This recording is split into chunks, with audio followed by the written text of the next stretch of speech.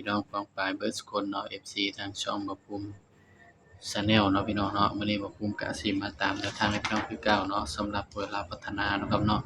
สำหรับเลขวิ่งตัวเดียวเนาะพี่น้องเนาะเฮาก็มาเบิ่งผลนอกนำกันเนาะพี่น้องเนาะสำหรับข้างบนออก101เนาะข้างล่างออก31เด้อพี่น้องเด้อนี่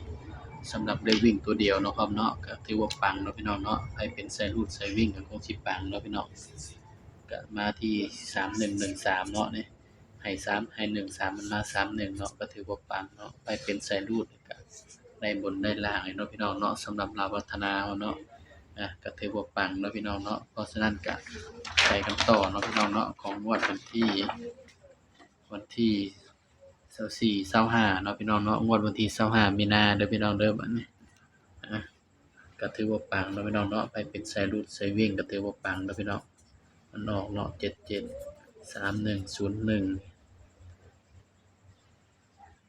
เบิ่งนำกันเนาะงวดหน้าสิได้วิ่งตัวใดพี่น้องก่อนสิไปรับชมแนวทางก็ฝากพี่น้องกดไลค์กดแชร์กดติดตามให้เด้อพี่น้องเด้อ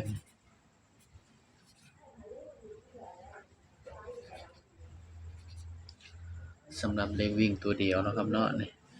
ย้ำว่าตัวเลขก็เป็นเพียงแนวทางเนาะครับเนาะมีเข้ามีรุดพี่น้องถ้าว่ามักก็ตามเนาะบ่มักก็เลื่อนผ่านเนาะครับเนาะไปกันต่อเนาะงวดวันที่25เด้อพี่น้องเด้อบัดนี้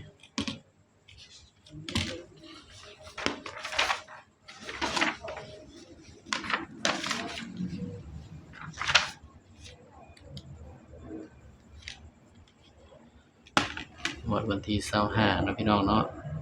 สำหรับเลขวิ่งตัวเดียวเนาะพี่น้องวันที่25มีนาคม69เด้อพี่น้องสำหรับเวลาพัฒนาเนาะพี่น้อง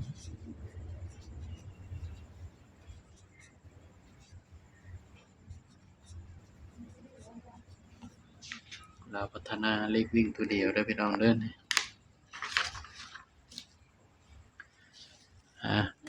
ในบ้านกับปังเนาะพี่น้องเนาะบ้านเขียวกับปังคือกันพี่น้อง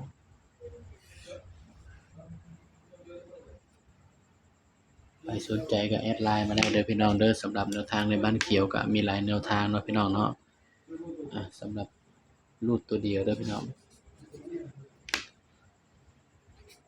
บ่สิมาหรือบอกก็บ่จักเนาะพี่น้องเนาะก็ทำตามสูตรเนาะพี่น้องสำหรับเลขรูดตัวเดียว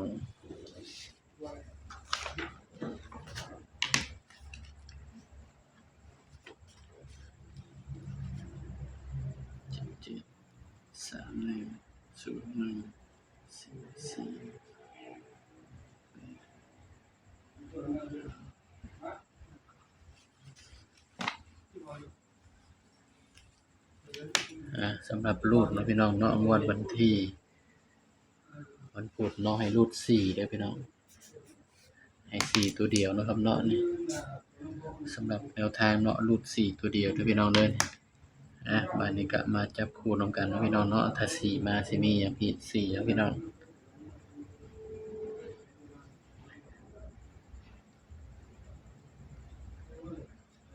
ถ้า4มาเนาะ41 43 45 47 48 49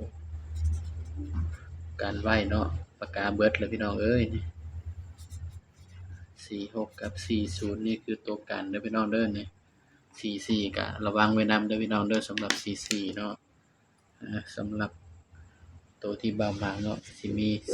43 48 47 45อันนี้คือตัวหมากเนาะครับเนาะนี่สำหรับคลิปนี้เนาะก็ฝากพี่เพียงส่ำนี้เนาะพี่น้องเนาะอย่าลืมกดไลค์กดแชร์กดติดตามช่องเบาภูมิ Channel นี่เด้อพี่น้องเด้อนี่ก็ขอให้ปังๆเนาะพี่น้องเนาะสำหรับคลิปนี้ก็สวัสดีครับ